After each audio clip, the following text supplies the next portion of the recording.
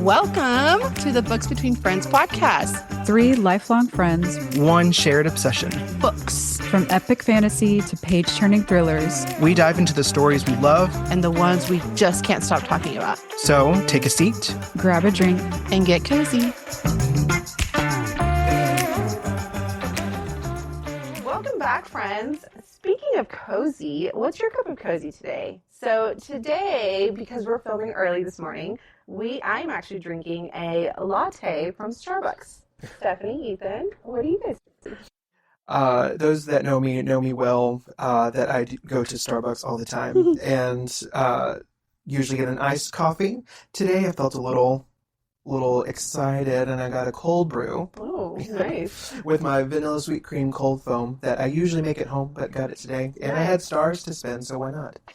Of course, yeah, right. Stars to spend. Yeah. It's like getting it for free, and you didn't pay all that money just to get the stars, right? I know. Yeah, absolutely. And I also got a lavender oat milk latte. Oh, Gotta do the oat milk because Yeah. I'm intolerant. Oof. I don't really like lavender. I've tried lavender coffee, and it was too soft for me. I like the dark.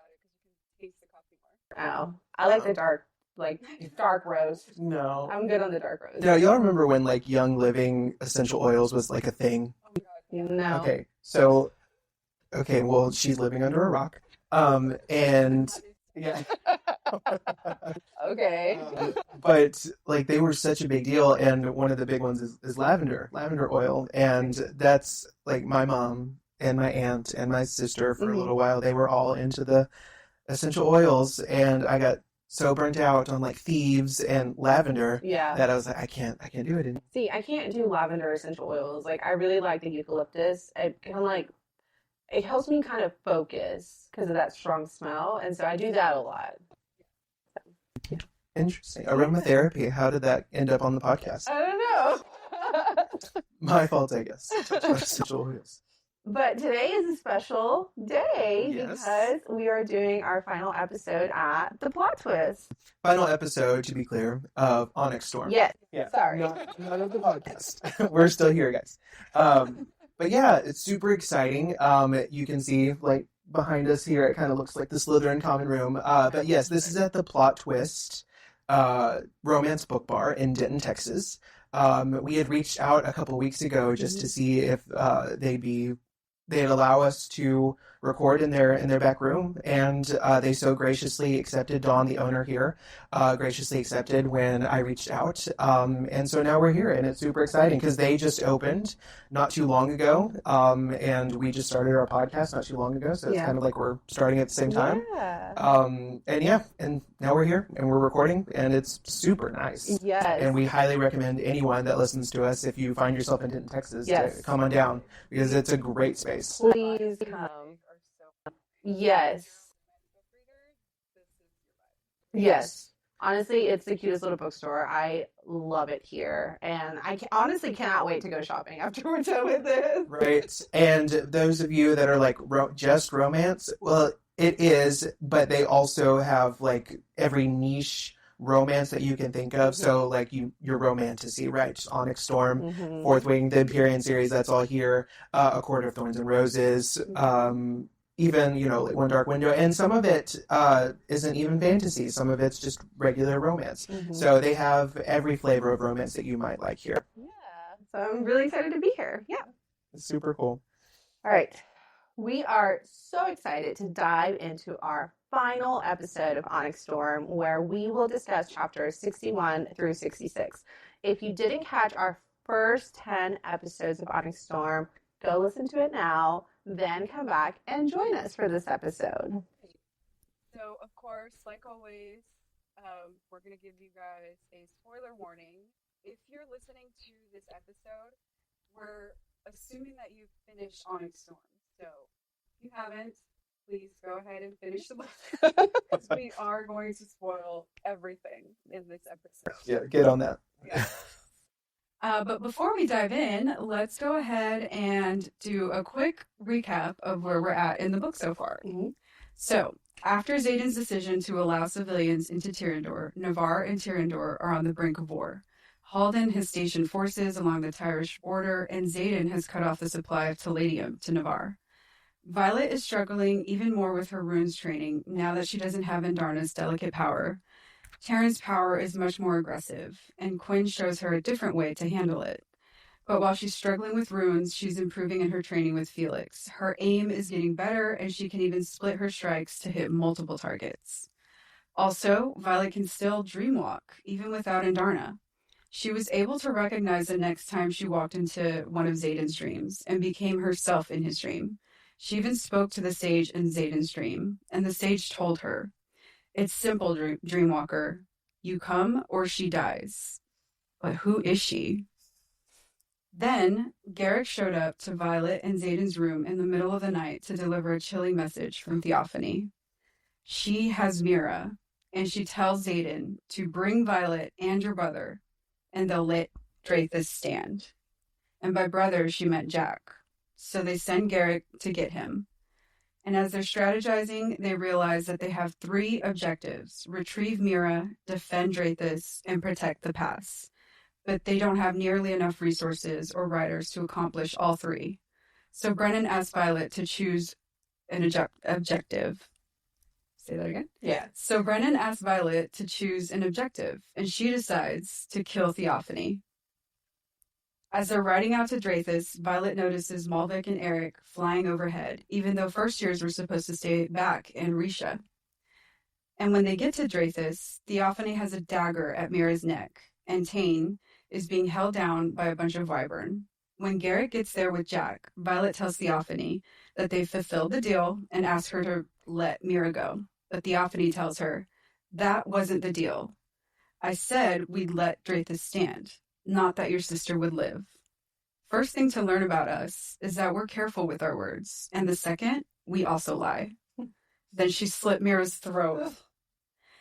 Brennan rushes to mend her, and he's on the brink of burnout when Sloane and Dane show up to deliver a mysterious package to Violet with the seal of Dune from Eric. But Violet's focused on Mira right now, so she just stuck it in her jacket and asked Sloane to help Brennan mend Mira. Dane offered to let Sloane siphon power from him to Brennan to save Mira, and after mending Mira, Brennan took her back to Orisha. Xaden and Sigel go to defend Drathus, and Bodhi stayed with Violet to face Theophany. But there's a problem. Tane isn't moving. So Violet asks Taryn to take him to safety, and he reluctantly agrees. With Bodhi and Violet alone on the field, Theophany comes back, and Bodhi tried to counter her power, but then Violet realized that she's not a lightning wielder. She's a storm wielder, and Bodhi can't counter her power. Violet tells Bodhi to leave, and he refuses, but Queer swooped in and took him away. So now it's just Violet and Theophany, and Violet can't wield without Taryn. Now let's talk about how this ends. Oh my gosh. Oh man, so let's get into our first impression, spoiler free. I honestly was really nervous going into these last few chapters. Like, I didn't know what to expect. Like, I know we've talked about a lot of predictions and theories, like going into all of our, like episodes and chapters and stuff, but I really did not know, like, how is this book going to end? So I really didn't know what to expect from these chapters. So I was nervous and like quite literally sitting on the edge of my seat because I didn't know what to expect every time we heard a page. And I felt like as I was reading, I was like gasping every other page. I was like, but yeah, no, these chapters were so amazing. We got some answers. Not that we like them, but we got answers, and it left me honestly heartbroken. Like, I don't even have a word besides heartbroken of how I felt with how this book ended. What did you guys think? I don't know if I would say I was heartbroken. I think I was more disappointed. And not that it was a bad book, because it wasn't, Right. But just disappointed with how it ended. Like, I obviously, when you know it's not the last book in the series and you know you're going to want more, Yes. I felt that solidly with reading this book. But going into this section, I had really high hopes because, to your point, Jen, like, we have talked about a lot of theories, a lot of predictions that I was hoping we would get at least some of the answers for. And I think that's probably what brought on most of my disappointment, is that we just got a resounding lack of answers. And so going in, I think for this section, I was the most anxious out of any other section just because I wanted all of these answers and did not get them. Yeah. Well, same here. I was so nervous going into this section because I was looking at the amount of pages we had left, and it wasn't that much, you guys. And we had like 10 times that many questions still left unanswered. So, I was trying to not have my hopes set too high. And as we were going through it, same as you guys, because we all read it together, I think we all had like several reactions throughout. Yes. And I was so locked in. I kept going back and forth, like, no, wait, that can't be right. And so I think I went through like all the stages of grief. So initially I was shocked at the ending. And then it took me a minute to just like really let it sit. And then I started to get angry. Yep. And then I started to get disappointed. And then I started bargaining. No, wait, like, it's going to be okay, right? So anyway, this section took me on a ride. Yes. So let's talk about it. Let's get into our deep dive of these chapters. So, I honestly, the way this next chapter started, I was a little bit disappointed. Not that I don't like Rhiannon, because I do, but I was kind of disappointed because of the way, like, chapter 60 ended. It's like Violet was fighting Theophany. She talks about her being stronger, and I'm like, okay, great. Like, we're about to jump into this chapter. It's Rhiannon's point of view. Maybe she's like gonna come in with this like big save or something. And when I was reading Rhiannon's point of view chapters, I was like, okay, I get a little more insight in her, but it just, to me, overall didn't really fit with these chapters. Like, what did y'all think about that? Well, so for those of you listening, like, you may think that we're incredibly intentional when we separate these sections out. They just kind of came out this way. And while I would love to claim that that's true, I think we probably just said, all right, there's 66 chapters, let's break them up as evenly as we can. Yeah. But it just so happened to work out that when this section started, this is the section that starts with all the different POVs. Yes. And so that worked out. Yeah. Swimmingly well. Yeah. And so it just so happens the first one that we get is Rhiannon. And when I saw that, I immediately said, okay, well, in the end of Iron Flame, that's when we get the point of view from Xaden at the very end. And now we're doing it again at the end of this book. We're getting multiple points of view. Yeah. So I think that may be, I have a theory that may be more of what we're going to see throughout Book 4, not just at the end of Book 4. That'd be good, though. Yeah, that we'll see multiple POVs. And Rhiannon's section, I thought it was the part that stuck out to me most in this chapter was really just the idea that we're getting a different point of view. Yeah. And we're getting Rhiannon's point of view, and we can tell that she's a really strong leader, but even she has those moments where she doubts herself. Yep. And then you see her dragon kind of step in and like, no, I wouldn't have chosen you, similar to what Taryn does with Violet.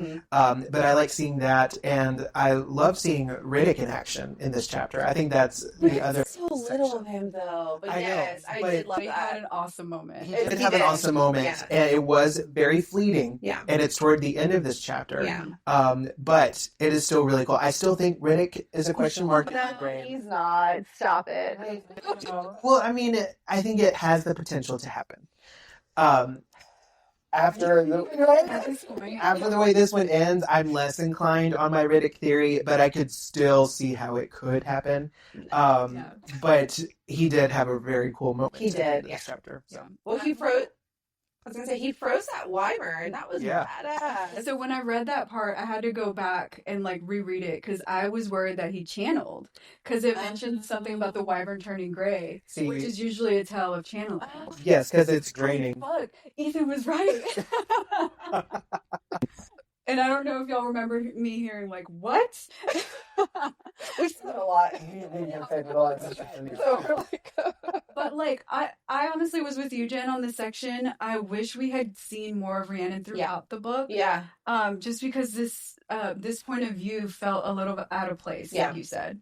So I hope that we get to see more of her in the next couple of books as well. I did, before we move on, like, I do like the fact that, like, she had to acknowledge that leader in her, kind of like what you were saying, Ethan. Like, I think all leaders kind of have those moments where they falter in their step, right? And so she had the moment where, like, she wanted to go save Violet, but she remembered, like, those are not orders. That's not what the priority is right now. And so, like, even one of the quotes that we wrote down was, you know, no matter how much Violet means to me, she's one life. And I love that her dragon also kind of, like, helped her kind of move past that. Like, acknowledging your fear for the lightning wielder does not compromise you. Ignoring does. Accept the emotion and just move on. Yep. Yeah.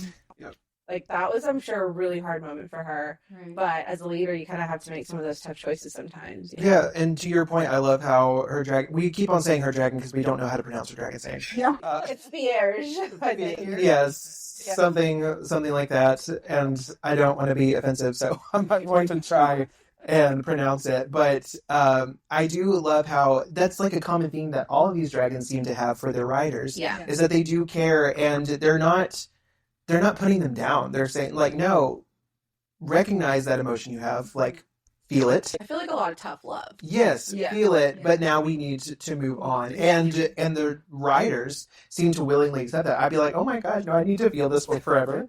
But let me just stay in my feelings. Chosen my dragon. Right. So we're not dragon riders. Yeah, I'm like, oh, falling off the parapet like 1 centimeter in. Right. Same. I actually don't think I'd make it up the stairs. I think, yeah. So there's that. But no, finally, honestly, like, we get back to the battle between Theophany and Violet. And I was just like, okay, good. Like, what happens next? Because before, remember, she kept taunting her, just channel, join me, you know, like, the power's right there, just reach for it. And so I was like, okay, is this the moment that we all thought was going to happen, where she was going to channel and join Theophany, or is she going to be a badass and, like, kick her ass, right? Yeah. So, love this chapter. It's not her final battle, I'm sorry, her battle with Theophany, and her nearly, like, dying after Theophany tried to drain her. So, like, this was a great chapter. Because it just goes back to what we've been talking about with Violet. Like, she's brave, she's smart, you know, she's clever. She was like, how am I going to get off the field without my dragon and not die? Yeah. And she goes to the carcass of the wyvern and jumps on top so that Theophany doesn't drain her. What did you guys think about that? Well, I thought it was interesting that Theophany told her at first. So she starts draining slowly, and then she's still talking to Violet, and she tells her, she's kind of like teaching her, you know, the only way to counter this is to already be standing in an area that's drained. And, like, they're just up in an open field right now. But I felt like this was a moment for her scribe mind to shine. Yeah. Because there's wyvern carcasses. And so she realizes, oh, well, the wyvern's dead. So, you know, that's how I'm going to get out of this. But I thought it was interesting that Theophany told her that, like, she didn't really want her to die at this point, you know? Maybe it was like a test for her. Or maybe it's just her arrogance poking out. Because, like, she's so sure that Violet's going to channel. She's so sure that Violet's going to join them. I think it's just her arrogance, like, poking its head out, and it's like, no, she's going to eventually come to us, and this is how we're going to get that. I don't know. I think this is a theme that we'll talk about several times in this episode. I felt that, because to me in this section, Theophany is starting to unravel. Like, she's starting to act desperately. Yeah. And I guess that's true. And this is not something that we usually see from her. So I'm wondering if, like, maybe she's on some kind of time crunch, that she's trying to get Violet to turn, because it's not in her character that we've seen up until this point. Like, she's usually cool, calm, and collected. And so we don't see that here. Like, I think when Violet realizes, based off of Theophany's prompting, right, like, that she can jump on the carcass of the wyvern and not have to worry about being drained, I had that thought too. I was like, well, why is she telling her? Because she knows Violet is smart, and she knows Violet's going to figure it out. Right. Like, why is she even telling her? And then she finally jumps onto the wyvern carcass, and she's like, "Ooh, look who's clever," or something like that. And then I feel like that She didn't moment, expect her to do that. right? I feel like in that moment, that's when she starts devolving a little bit, and she starts acting desperately, because at that moment, it's not like 2 seconds later that she thinks it's Taryn picking her up. Oh, that's right. Yeah. But to her surprise, it's Sigale. Which honestly, I was like, whoa, she came to her rescue. Okay, to that point too, I feel like there's a lot of random things happening in these last couple of chapters. Yeah. Like this whole encounter with Theophany, and she's acting more desperate. Mm-hmm. Rhiannon's point of view, that's really random. It was random. Yeah. And then all of a sudden, Sigale enters the picture. True. And I'm like, where is all this coming from? And it seems And It's Vivian wasn't with her, random. right? No. She just came on her own. Yeah. she came on her Yeah. own to go get her. It's weird. Yeah. Well, she knew, right, that Taryn wasn't there because obviously Right. they can feel their bond. Right. And so she knew she was in trouble. Mhm. So she knows she's never said that she hates Violet or that she dislikes her. She just doesn't go to her aid as often because she knows, like, Tolerates her. yeah, exactly. She tolerates her, and it's for Zayden's sake, right? Yeah. And so I think that's maybe why she went, because she knew, like, if something happened to her, then Zayden would lose all control, and so that's kind of what she's it's kind of like what they're trying to hold on to right now is Zayden's control, right? Right. And so she was like, oh fuck, like let me go home, let me go save this girl. Yeah, we can't have exactly. I feel like her quote what she tells That was Violet really good. is funny. it perfectly sums up the way she feels about it. Yes. She said, "You are an inconvenience for which there is no adequate measurement." Like, what a dragon way to read you down. Like, and then she said, "But you have done an excellent job keeping the maven occupied." So she had to like soften it with like Good job. like a little compliment, like "Thank you for doing something right, but overall, I hate you." Okay, so that quote I also want to talk about because I'm not sure if they've confirmed until now that Theophany was a maven. So at first I thought maybe she was a sage. Oh, I mean, it's been That's mentioned. It's been. Maven? Yeah, I think you're right though. Like Okay. that, it's the first official confirmation. Yeah, Because up until this point, we've just assumed. At all. Yeah. Yeah. But is it confirmation? Or is it just her saying that because you've all been talking about it? I don't know. Well, Sigale said it, so Yeah. I don't know. So I would I assume would that. tend to believe her. That's But true. yeah. That was just one thing I locked into. I was like, okay, so she's a maven. Mm. So what does that mean about like the rest of the hierarchy? Mm, You know? yeah. I thought that this next part was a really badass moment. And honestly, like, I love that Onyx Storm has been just Violet as a badass in general, right? She's had a lot of badass moments. We've talked about them. She's really come into her power. She's really come into her confidence. Like, I'm so glad we don't hear a lot of her whining like we did in Iron Flame. But, you know, Taryn finally returns, like Sigale, you know, takes Violet to Taryn, and they go and they kill like all these wyvern, and she just like strike after strike after strike after strike, and she just like knocked down So good. maybe like 20 in I love one how- like second or something. Yeah. There's that. This is a moment in this book, and in this section, I also thought this was random, but I guess it was just used as a way to really just let us, the readers, know how many wyvern are actually there. That's true Yeah. too. Because this is a huge attack that's going on. Yeah. Right. And so, because Taryn, while she's, you know, doing her lightning striking, Taryn is like, all right, you got 7. All right, you got 4. Mhm. All right, you got 8 more. Well, Like, first strike, she was able to split into 10. Yeah. And take down 10. And then she just keeps doing it Yes. one after another after another. Because it's just one strike, right? And like she's able to branch out Branch her it out. bolts Yeah. into like several, right? 15 different Okay. strikes. Yeah. Yeah. So that's just amazing. I Yeah. don't think they've mentioned her being able to split her lightning into more than 2. Yeah, I was like, I think 2 has been the most So, she's like, done it with. To start off with 10 and then she just keeps going. Yeah. Like, that was crazy. Well, and this just goes to show, too, just how powerful she is, right? Because this is her second year. Can you imagine how much more she's going to grow? Yeah. And then I can't remember if it's in this section or later, but it's still like in the same moment. But because she's doing all this striking, you know, we always think with Violet fairly quickly after she starts using her power, because her power is through Taryn, that she is more likely to burn out even quicker. Right. And so she's reaching burnout during this whole time, right? Because like she keeps on mentioning that she's, you know, getting hot. She can even feel it on her insides, right? And Taryn tells her to drink water. But this is just another way that she's gotten stronger, because up until this point, like she would probably drink it and like immediately her body would start rejecting it. But she forces it down and forces it to stay down so she can like start cooling off her body internally and continue to strike. Yeah. Which is another, I guess, adds to the badassness of it, because she's like, no, we need to get this done. Like, well, Taryn tells her that too. He was like, no, keep it down. Like, we need to keep going. You cannot reach burnout. Yes. I love it. He even tells her to, like, you know, slow it down, and then like tells her to take the drink. And like, so this moment, you know, earlier we had the moment where she jumped on the carcass. She had that like clever moment. And then this moment I saw is like just a way for her to show off her rider heart, you know? Because she was just like, man, killing all these wyvern, and I was just like so proud reading this. Even Taryn was saying it with pride. 10, 7, 6. Like he was getting excited too.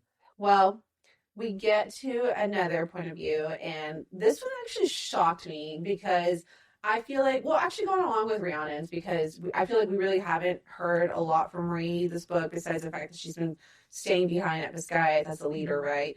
And so I feel like we haven't really heard enough from Imogen either, because she's been on the front as a third year because of how thick the battle is right now, how thick the war is, right? And so it's like we really haven't seen her banter with Violet either, but we know Imogen as like this fearless, fierce warrior who really doesn't show as much emotion. And this chapter broke my heart. I mean, this is one of the chapters when I got to it, I was like, no, like, oh man, like, why would they do that to her? Like why do good things happen to, or bad things happen to good people? Because reading it, I enjoyed this chapter quite a bit. I thought it was random, just like Rhiannon's. I thought it was random. I was like, we're getting Imogen's point of view? Okay. I like it. Out of nowhere, But I haven't had a question mark about Imogen. Like, I've known that she's pretty loyal. And that was just completely confirmed with reading this section. The way her thoughts into her brain, like, no, I have to do this for the team, basically. Like, she is so loyal. And I think that's probably what contributes to this chapter being so heartbreaking at the end, because you know, just her intentions are so true. Like, she just wants the best outcome for everyone. What stuck out to me most in this chapter was, I thought it was really cool to see a non-leader's perspective. Because we got Rhiannon, she's a leader, right? We get Violet all the time, even though she doesn't. Knock it down, Jen. Sorry. Keep going. We get Violet, even though she doesn't want to be a leader, she still acts like one. Right. And then we get Xaden's point of view as well, and he obviously acts as a leader. And so we always see them giving out the orders. And in this one, there's just a very short moment where it's just one line, and Imogen is asking her dragon for orders. She's like, what are the orders? And of course, she needs to ask her dragon because the dragons are in the know with each other. But I thought that was so cool. It was such a clear juxtaposition as to how they operate. Yeah, true. Man. So at one point, they're encountering a sage. Was it a sage? I think it's just Dark Wielder. Honestly, I don't know. Yeah, I guess we don't know. But Dane's there, and there's a Dark Wielder who wields fire. And it's a good moment. She turns the fire into stone. Was it the fire? Not the fire. It was the shield. She grabs The Dane's shield. Yeah. Okay, Yes. yeah. She turns the shield into stone to shield them from the fire Yes. that's coming at them Yeah. and saves them. Yeah. So like we thought that Imogen's only signet at this point was Wiping memories. memory wiping, Yeah. whatever it's called. Yeah. But she's got a second signet. It's confirmed. And then Dane was like, "What the fuck was that?" And she also said that she didn't want to do it. Like, she was talking internally to herself, like, I don't want to do this. I don't want to have to do this in front of Atos, because then it's gonna show that she does have a second signet. Right. And I feel like that's gonna kind of open up a lot of like, well, who else has a second signet? Well, at What this is your point, second Dane signet? saw Like, Garrick distance. yes, he saw that too. And yeah. now he's seen Imogen. Yeah. Okay. Do that. So Right. So, question: wasn't there a moment earlier in this book where Dane also sees someone else's second signet, and he's like, "We're going to talk about whatever the fuck Garrick. that was." that was Garrick. Yeah. Okay. Yeah. So yes. Okay. So I'm wondering if that is some kind of theme. Like, is Dane going to be important later on, just because this is now the second person that Well, he's putting been it in? together because Like- he's just as scribe mind as Right. Violet. Yes. Because he grew up like right next to her. So That's dangerous for Zayden. yeah. I mean, there's a lot of things dangerous for Zayden right now, but that's But dangerous because nobody knows It's- about that. I think it's Save dangerous the for the Violet notes. marked ones. That's true. Yeah. Yeah. that's true. Well, because Liam had a second signet, Garrick has one, Imogen clearly has one. Bodhi says he doesn't have one, but I'm But now now I thinking feel like they all do. yeah, they're all keeping it Because secret. Violet even asked Imogen point blank at one time if She has she Bodhi. had one. Oh, was it not Imogen? Well, Yeah. anyway. But she does ask somebody. So like now, even if they said they haven't, they don't. I think they all do. Yeah, we Yeah. can't There's no no trust way. what they're saying. Yeah, and Bodhi may be under the impression that he really doesn't have one, but maybe he secretly does, and he's just not aware of it. How That could Or be he it, does yeah. have one and doesn't want to tell anybody. 'Cause he True. can't trust anyone. true, but I'm saying, like, it's very possible that he could very well be telling the truth from his perspective, that he Yeah. doesn't really think that he has one, but he very well could. Well, and it goes back to what it goes back to what Zayden was talking to Violet about, but the fact that Garrick has a second signet is the fact that the dragons found them because of like It was who their purposeful. family was and their Yeah. lineage, right? Mm-hmm. And so I think that all the marked ones dragons did that, and I think they were there to protect them, and that's how they were able to get and survive in the Riders Quadrant, because we know Yeah. that if you don't bond a dragon, like you're kind of fucked. So, Yeah.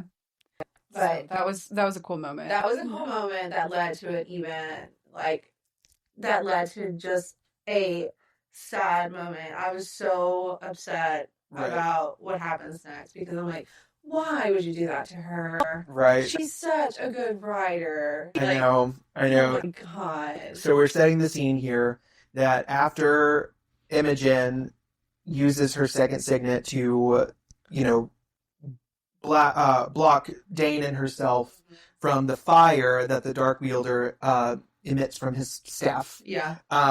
Dane, is quick to duck out behind the shield after that and throws a dagger, and the Dark Wielder desiccates. Mm-hmm. So now there's two other Dark Wielders in this tower that they're at. Mm-hmm. One, Dane says, I'll go get this one, you go get that one. Mhm. And now this leads up to Imogen and her sad moment. So, Yeah. So Quinn can astral project. Right. And so Quinn was using herself to distract the venom. And I think the tower had weapons, right? I think that's what she was protecting. Yeah, I think they were trying to get to the armory. yeah, and there was a family, or there was a group of people, a family or a group Oh, she was getting the people out. She was Out. getting Yeah. the civilians Yes. out. Okay. Yeah. So Quinn was projecting herself in different areas of the tower, trying to protect these people, trying to get them to safety. And I know they were trying to get some of these daggers out too. And Imogen is running towards Quinn because she knows she's there, so she wants to save her best friend, right? And so she gets to her and sees that a venom is about to attack her, only just to show that they actually attacked the projection. And so she, for a moment, has this like moment of relief, and she's like, "Oh, good, okay, she's safe." Yeah. And then But there's venom- multiple Imogen. Yeah. She was projecting like a few of herself. there's multiple Quins, yeah. Or, Yeah. Sorry. Quinn. Yeah. Yeah. And so the venom finds the real one because Quinn tried to sneak up on it Yeah. to kill it, and Imogen ends up killing it right at the moment that the venom kills. Yeah, she threw a dagger. Yeah. And Yeah. At the same time. Yeah. at the same time that Quinn is stabbed too. It's like Quinn has been a big part of the story. I mean, she's been in every book, in all these chapters, along with Imogen, and like they're best friends. Like I could not imagine standing there watching one of you guys like die right in front of me. And this is a moment where we get to see vulnerable Imogen and see her break down, and it's just like, no, like you have to stay with me. Like you have to stay with me. And so she tells her like, Imogen or Quinn as she's dying, like she tells her like, tell him how you feel and you be happy for once. Yeah. And I'm just like, she's talking about Garrick, right? Yeah. She's gotta be. Okay, because like they've been talking about Garrick and Imogen back and forth for so long, and I'm like, there has to be something there. Yeah, and he's literally in the next scene, right? Like, and so that's pretty clear foreshadowing. It's clear. It leads us to believe that it's Garrick because he is like the next one that enters on the scene. Yeah. And she even mentions his beautiful eyes. Yes, hazel eyes. Yes, she does say that. Yeah. I love when they throw that in there because you know that's how they're feeling. Yeah. But the most heartbreaking part of this whole exchange is Imogen's vulnerability. As she's holding Quinn. Quinn is dying, and she says, "You're my best friend, and I love you. Please stay." And I was like, "Oh my gosh, that's so sad," because we never get any kind of statement of emotion. Period from Imogen. She is so she is the epitome of cool, calm, and collected, right? Like you can't see any emotion on her face, and she finally breaks down here, and she says that I think that is the saddest line. You're my best friend, and I love you. Please stay. I'm telling you, I don't know what I would do if I was right there seeing one of you guys dying. Like there's just like complete breakdown. Yeah, it's like I'm like tearing up just thinking about it. Drag me away. I don't think I could walk. I know, and like they had to leave because the venom were draining the tower, right? And so that's what Gary comes to tell her is like they're draining the tower. We have to go. Yeah. So they have to go. And I love Imogen, and like she got really close to Violet in Iron Flame because she was training her, right? And like we didn't get that much from her in Onyx Storm, and I wish we had. Yes. Because it felt like it came out of nowhere to get her point of view at this point, right? And while it was like heart-wrenching and like emotional and I felt all those feelings, it kind of landed a little hollow for me just because we hadn't seen her so much. I can see that. And then like there was that one moment just before this section where Violet is struggling with her runes and Quinn helps her out, and we hadn't even that's Quinn, right. Yeah. like I think at all in this, so like she's a third year, so just like randomly reminded that she was around. Yeah. And then they kill her in the next section. Yeah. I wish it hadn't been that way. I wish we had seen a little bit more of both of them at this point. Agreed. So I like the way, well, I don't know about I like, but the way it ends is with Imogen after Garrick takes him away, distance wields, and she's looking up at the sky and sees like all the wyverns still there. It's like Violet took down so many, and there's still so many more left. And so I think that goes back to what Ethan said earlier, where the author, Rebecca, is trying to tell us, like, this is a huge attack, and it's still happening. It's not slowing down. Yeah.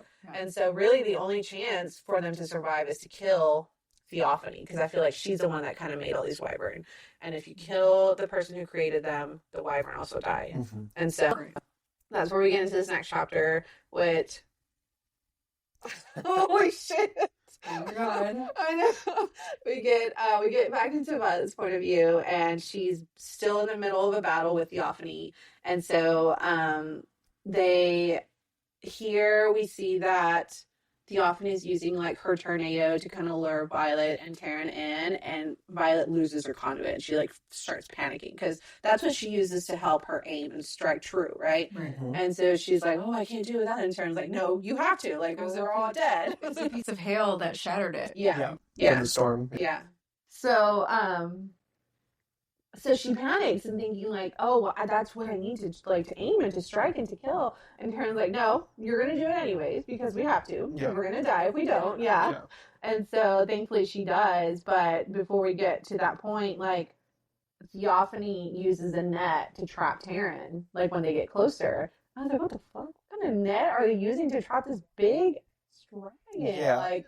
What? Another random thing. And I was like, where did these come from? Yeah, Like, where did this thing come from? I feel like we should have known about this at some point or another. Like, hey, this has been used against dragons before in the past. Like, Need like a big contraption to Keep them down. to throw those nets. yeah, That too. Yeah. To bring down a dragon as big as Terran, because he's one of the biggest dragons next to the only other bigger dragon. Mm-hmm. So yeah, how did this come out of nowhere? I know. When I saw that, I was like, a a net? net?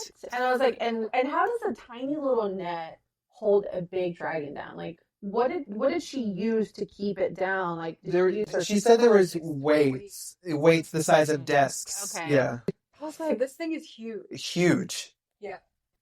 Well, that was, yeah, to me, I was just like, what just happened there? How did we even trap Terran in the first place? Like, I feel like they're fast and they're aware for them to be caught so off guard, but I guess that's why she used the tornado. Right. They had actually fallen Right. against a cliff, similar to the first time they Right. the opening at Newhall. And then she uses the moment where they're distracted falling off a cliff Yeah. to get him with this Yeah. net. It's crazy. Well, so in the moment of her trying to get out and trying to, like, she remembers that she has a dagger that's been, like, that has runes weaved into it. And so she's able to use that and she gets them for free because of the runes. And I was like, okay, so. She Nothing to gets cut through. Right. Yeah. But I mean, the fact that, like, the runes are helping, this is kind of what I was talking about. Like, I feel like the runes are, like, subtly thrown in there, and I think they're going to be, like, a huge lifesaver later. I mean, clearly here they save them, right? Yeah. And so as she's getting out, she feels something in her jacket, and she remembers about the note in the package that that Arka left them. And so she pulls that out, and I was just like, what a random time to, like, pull out, oh, let me read this note that's in my jacket, when she could have read it when it was given to her, when nothing else was happening.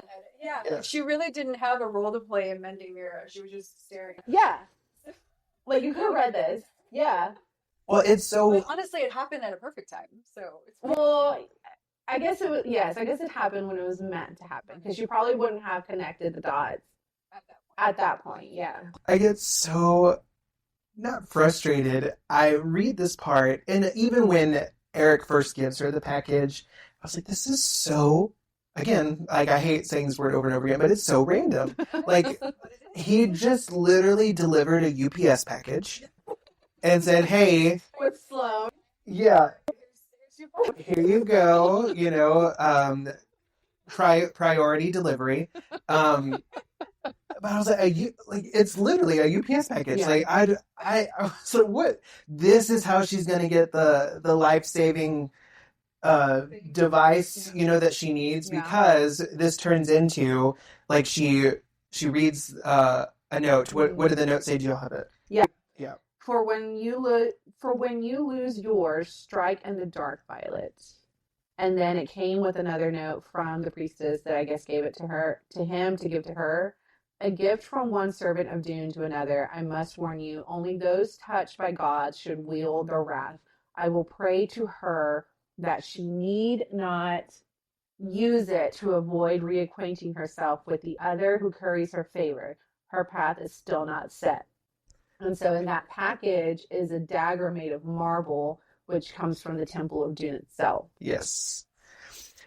Yeah. And this is where the gods and everything starts coming into play. Because remember, I was like, there has to be a reason why we're talking about all these temples. There has to be a reason why all these Isle kingdoms favor different gods and goddesses. Like, it has to come into play later.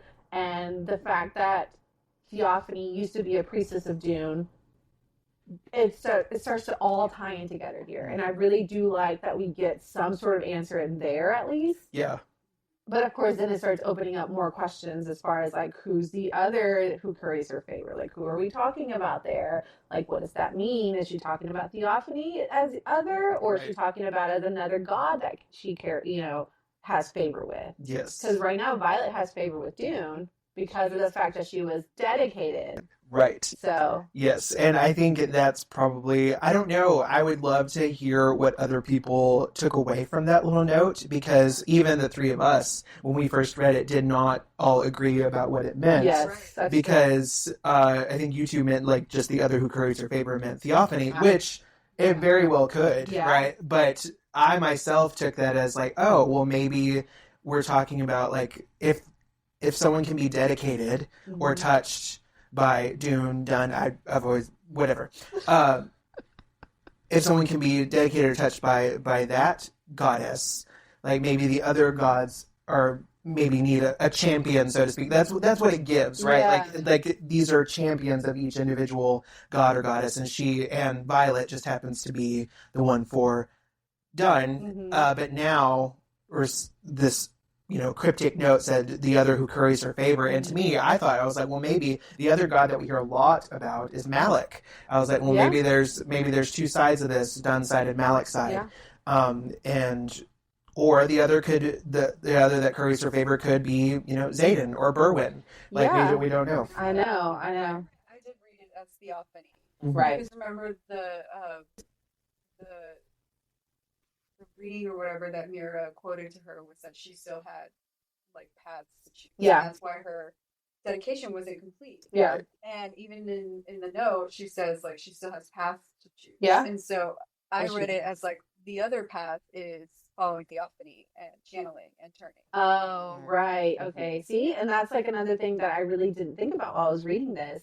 I just kept thinking like she's talking about theophany. This is your key to destroying this other person who curried the favor of Dune as well at one point, right? That's how that's how I took it when I was reading that. But I'm like, okay, finally she opens it, she gets it, and then she realizes, or Taryn is still trapped, and he also realizes that Sigel is under the same trap. Yes. And so now we have Taryn and Sigel trapped in this net, and they're separate, they have these separate fights going on. And so Violet is trying to distract Theophany by, like asking her about Temple. And she goes, she keeps trying to distract her, and she asks, do you miss Unreal, and do you yearn for Temple? And so that kind of like throws Theophany off a little bit. And I was kind of wondering, why would that throw her off? Like, well, it seemed like she was, I think at one point she mentions that her expression was almost like an expression of longing. So she probably still does feel that pull towards Temple, but she's not allowed into Temple anymore. oh, Right. okay. Yes. Because she isn't. Right. Right. And so like she almost feels like this mourning or this loss of not being able to go back to Temple, but she has this. Yes, that's what I pulled from that too. Yeah. Yes, and we realized based off of that she's pulled, but she can't walk into one because she's Venom, right? Then that leads us to the idea that Violet has that this dagger could be really useful, right? Because it comes from a temple of Dun, which is like garlic for vampires, apparently, right?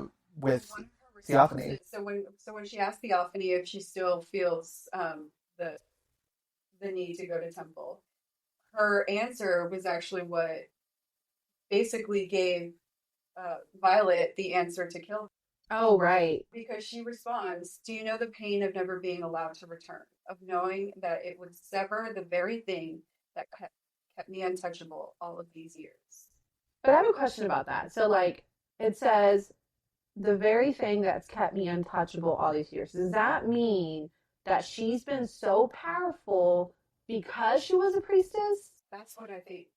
Like, does she have the power of a goddess? And, like, that's how she's able to become such a powerful Venom? Right. One other thing that Theophany said during this encounter is, why serve a god when you can be one? Yes. And remember, at this point, there have been 3 things that she is, like, untouched by that should have hurt her. Mm-hmm. So, and Darna tried to burn her with her fire. Yep. Xaden tried to use her shadows against her, and she was able to easily swat them away. Yep. And then Bodhi wasn't able to counter her. That's true. Yeah. That's what I think she means by untouchable. Being a priestess made her untouchable. God, yeah. That's also the only thing that can destroy her. Right. Yep. Right. Mm-hmm. Yeah. And that's why Eric sent her that marble dagger. So, Which Yeah, go ahead. I was just gonna say, before we get to that final like showdown between Violet and Theophany, Violet starts to piece together what Eric's signet is. Yep. And so, and honestly, I kind of called it, or I think we all called it. I think we all called it. We knew it was something like mind-based Yes. or knowledge-based. I knew he was hiding it for the first of all. I knew he was hiding his signet. I Yeah. was like, and if he's hiding his signet, then it's a really dangerous, powerful one. And so she realizes that Aric's signet is precognition, Yes. which is even more powerful than Melgren's signet because he can only see the outcomes of battles. Eric can see everything. Yeah. He can see the outcomes of anything. Yeah. He's And a true so- precog. Yes, and so he saw this happening. He gave this dagger to Violet for a reason For this very moment. and tells him to strike in the dark, which is what is about to happen. Yes. So this goes back to like your theory that you had a while back that, Eric is sus, right? And he was, but just because he was hiding something. Right, not in a bad way. Yeah. Yeah. So I thought that meant maybe he was the rat. But like still, he was definitely hiding something Yep. so big. This makes him more powerful than even Melgren. Yeah. You know? Yeah. So like this is a huge signet. Like there's so much that this week. Well, Like I'm excited to read more about yeah. Yeah. And he risked his life to save Violet and everybody else because he's making it known that he knew that, right? Right. Right. Now I'm not questioning his motives. Like I know firmly where he stands. Because if not for that, like what would have happened? Right. So And so I love the way it ends. And so Violet tells Theophany, "You were never just Venom. Dune is a wrathful goddess to high priestesses who turns their backs on her and then kills her." yes, but she kills her while the field is completely dark. Oh, right. God. Yes. Yeah. So Rewind a little Let's go back. yes, that is a big moment. I'm so sorry because it goes back to what Eric said too. Yeah. So, so just as Taryn is getting free, the field turns completely dark. She sees the shadows coming from where Xaden is standing, and so obviously we all know this is Xaden, right? Yep. And so she fears the worst, though. It's like if he is emanating this much power, it's because he's channeled again, right? Like, And the field. whole field is completely dark, and then that's when it clicks to her, like, oh, this is my moment to strike. This is what Eric said I had to do, strike in the dark, right? Yes. So she uses her lightning for a second to get a flash of where Theophany is. Theophany has her back to her, and then that's when she tells her, "You were never just Venom. Dune is a wrathful goddess to high priestesses who turn their backs on her," and then kills her. Yes. And not only that, but again, this is kind of a desperate moment that we see from Theophany again. And not because she thinks she's about to die, but because she's allowing herself to be so distracted because there's another surprise visitor in this chapter. We get Andarna. Andarna comes back. And so, yeah, because when the shadows come, the shadow blast is so powerful that it does knock Theophany off. So shadows are able to affect her in this way because now Xaden is channeling, not using it from his dragon, and so the shadow knocks her pretty much on her ass, and she falls against something, but it's not against a rock face; it's against what appears to be just a black wall, but we realize that it's Andarna. She ran into Andarna, and she allows herself to be distracted by Andarna. She's like, ooh, Irid, ooh, pretty. Like she's just touch her. awestruck Yeah. by this Irid. Yeah. And that's when Violet uses her lightning to see where she is, and then that's when she goes in for the kill. Yeah. And at first, Theophany laughs at her. She's like, oh, "You're cute. What did you think was going to happen?" But then she looks down and she sees, "Oh no, I'm actually bleeding. Mhm. How did this happen?" And that's where, like, your point about her being so arrogant, really comes through. Yeah. She's like, "You can't hurt. Oh, you just hurt me. How?" Yeah. And then she desiccates. Yeah. I didn't realize that it was marble from the temple. I feel like before we need to hurry. Yeah, we do.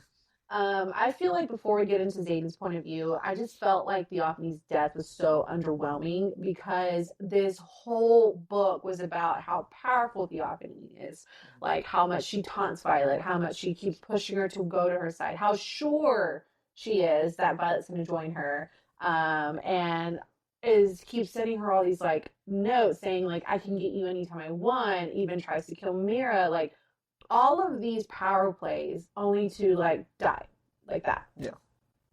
I mean, I guess I'm glad she's dead, but it just felt underwhelming to me. Yeah. I'll be honest, like I really liked this village. Like, Oh, me I too. enjoyed every moment Yeah. of her in this book, and I'm sad that she's gone. Yeah. Honestly, She like, because she was that's a such good she point. made this book for me. yeah, she was a solid villain. Yeah. Yeah. And so interesting and mysterious, you know. So like, hopefully we get some more, like even if it's a retrospective of like Mm-hmm. her history and her past. Like I hope that's not it for Theophany. I feel like it was as underwhelming as Cersei's death. Oh man. Yeah. She was a huge villain, and then the way she died, I'm like, that's how she dies? But you know, I guess for me it kind of leads into another underwhelming revelation in the next chapter. Yeah, you didn't like this. I did not You thought like it was this. big. So we switch over to Zayden's point of view, which, oh, please give me more Zayden. Because I want to read all, every chapter needs to be from his point of view, okay? I just love Zayden. But we get, so as Violet is trying to free Taryn from where he's trapped, you know, Zayden is fighting his own battle and trying to free Sigel, right? So we're at that point now. So we've gone over to where Zayden and Sigel are stuck over here, and it's Berwyn that's with them. So Violet is with Theophany, Zayden is with Berwyn, and so now we got to see a little bit of Berwyn because we've heard about him, and it turns out he's the sage that Zayden fought at Biscayeth. And so in this moment, Zayden is talking about how much he cannot hurt Berwyn. He was like, I can hurt Berwyn as much as I can hurt Violet. And he talks about the bond that's between them. And I was just so angry. I'm like, this guy has a hold on Zayden. It's pissing me off because Zayden doesn't want it. He doesn't want this bond. And it's there and he can't fight it. And so he says, the bond between Violence and me is a kind of magic that has no explanation. The bond between Berwyn and me is a kind that should never exist. Yeah. He knows it's there, but doesn't want it, you know? So like this is why, if you remember in the section before this, when Violet was able to recognize when she was in Zayden's dream, she tried to get it to like shake him out. Oh, right. I told her he can't because of me. Yep. Mm-hmm. And that's what he meant. They're bonded in this weird way. Yeah. I hate that for him. Berwyn is his teacher. Yeah. So yeah, he's tethered to Berwyn. Yeah. And so Ethan doesn't like this point where we finally find out who's been feeding all the information to the Benin, and it's Panchek. Oh, okay. I'm not saying I loved it. I'm just saying it makes sense. Panchek is a commandant, so he's high up there. He's like right below Melgren. So the fact that like he's been feeding all that information, that's a huge betrayal to Navarre. Yeah. To Navarre, I think it's such a wasted opportunity to make the story even bigger. I was like, Panchek, who gives a damn about Panchek? I could care less about Panchek. No, like if you're going to, no, I read that, I was like, this is what I've been waiting It for. was literally like womp womp. Yeah. I was sitting here thinking, because Zayden was saying like, why would he do that? Oh, now he's calling him my brother. He thinks he's my brother. I was thinking like, oh my god, is it Garrick? Is it Bodhi? Yes. I was ready for this to be someone within their inner circle. Okay. And I was ready for my heart to be ripped out. Well, Yes. so Thank you for verbalizing that. No, you guys know that this whole time I've been thinking all of upper leadership. Yes. In any way. Yes. So this just confirmed it for you. Yes, but like I wanted it to be someone close to them. I wanted it to be Brennan. I wanted it to be Bodhi or Garrick. Yeah. Anybody that would break my heart. Doesn't mean it can't still happen. Be tormented. Oh, but totally to that point, I think Brennan still very much has the potential I to be still think like, so too. a huge But- revelation later. Anyways, Panchek is a rat. He's Venom himself. Yep. It's a betrayal to Navarre, even if it's not a betrayal to Xaden and Violet. It's still a betrayal to Navarre because he's high up there. So that was, I think, a huge, like, holy shit to me. Okay. But there was something that Berwin said. I was like, what's going on here? So Panchak pretty much taunts Berwin, says, oh, you can't hurt me. You can't hurt me. I'm the one that gives you access to your son. And then Berwin goes, oh, it's okay. I have another. Like, is he talking about Jack? That's what I thought. I thought he was. So I think that they've been holding Jack. Remember, we've been thinking, like, why are they holding Jack at this guy? That's true. For what? Yeah. Why keep him alive? I think he's been holding Jack at this guy. And giving him access to Berwin. Oh, okay. That makes sense. Away from Yeah. Jack. But Berwin says, I have another. He means Xaden. Yeah.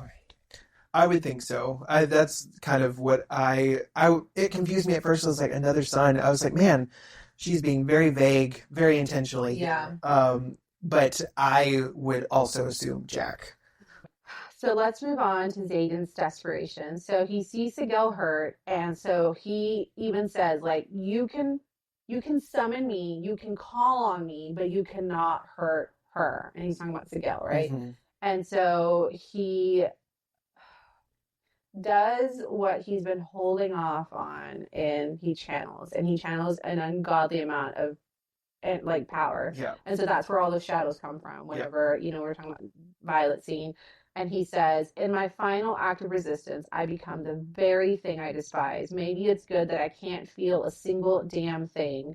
And then he also says, my soul departs like pieces of ash from a fire, flaking free and drifting away as power consumes the space it once inhabited. I'm no longer on the ice. I'm the ice. And I'm like, he has fully turned into, like, he has fully leaned into the Venom, right?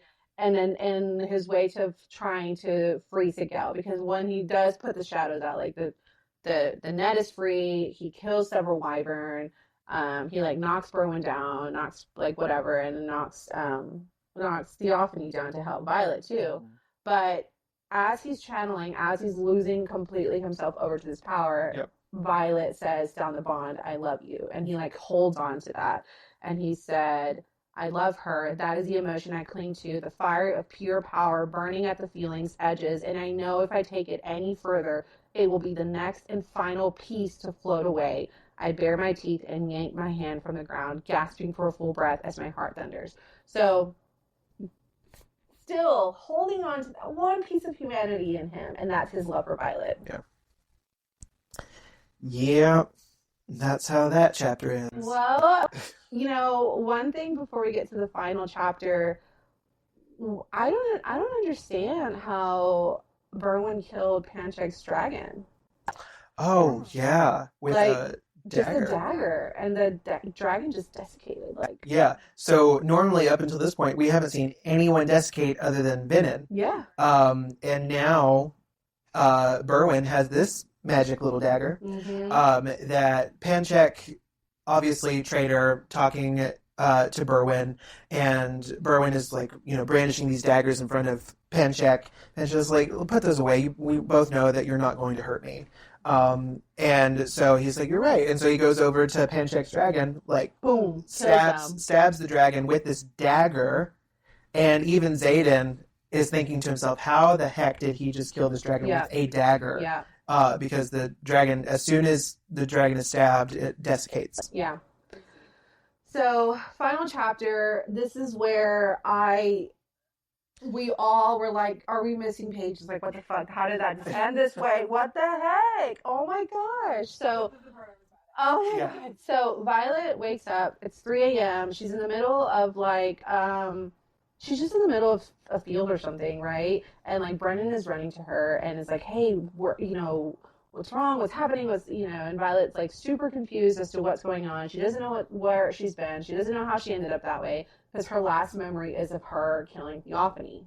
And so she, Brennan a writer comes in and starts like giving off an update to Brennan. And apparently like several are dead, including some dragons and some riders. But there are 4 riders missing. And among those missing are Xaden and Garrick. So I was like, fuck. It's like, okay. So Garrick and Zayden are missing. I don't know who the other two are, which I'm guessing could be Bodhi. Yeah. Because Imogen is there, so she's there with Violet. Uh-huh. And so they're getting this update, but he also says two things that I'm just like, holy shit. One, that the wards are up at Dreyfus. Didn't know they had a ward stone. Didn't know that they were trying to put the wards up there. Does that mean more areas are back, or did Andarna fire that up? But she couldn't have, because she already fired it up at Biscaya. So that's one huge question mark. The next one is that there are 6 dragon eggs missing. And so I think Zayden took them to Umbriel, because remember, they're the ones that wanted the dragon eggs, as like his last act of a good guy, to like get Umbriel to come and help, because the war is long from being over. Like, this is not the end. We're not done here. Just because Theophanie's dead doesn't mean anything. They're still Berwyn. They're still Berwyn, and there's still, I think, even more. Yeah. And so I think that was his last act, was the 6 dragon eggs. He took them to Umbriel. I guess Garrick was with him, because he's always with him anyways. And so we get to the final part where something falls out of Violet's hand, and it's a parchment, and Brennan opens it, and it's a marriage license.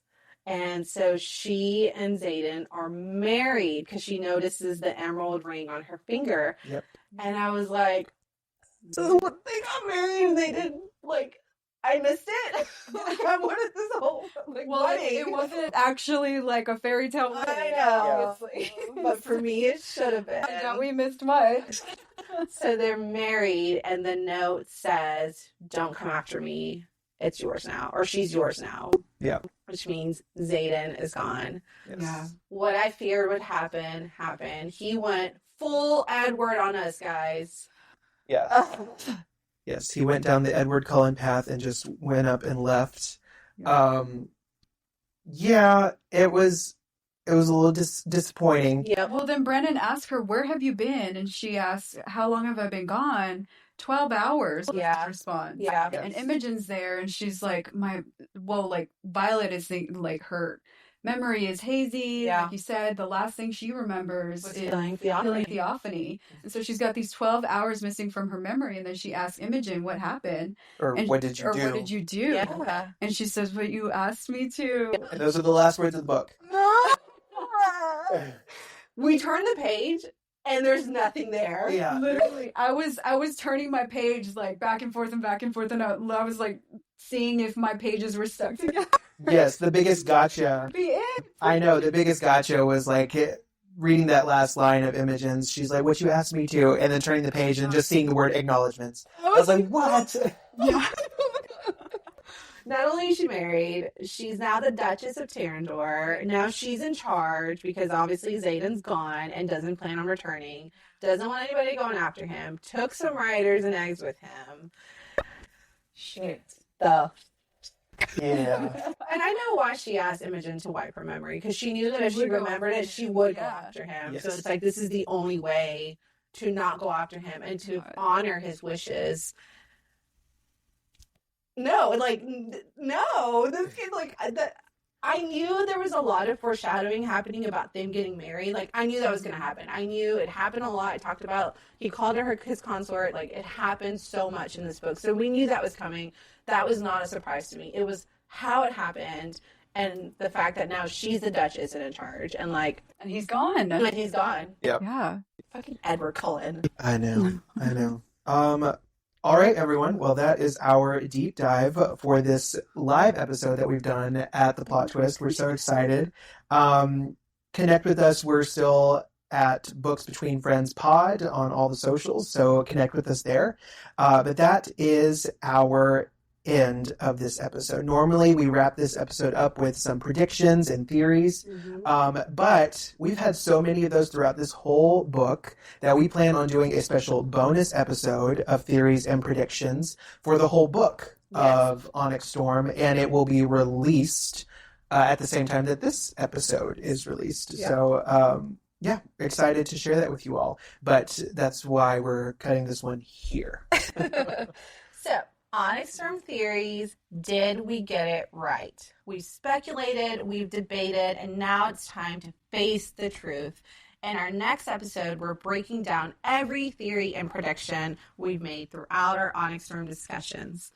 Did we crack the code or completely miss the mark?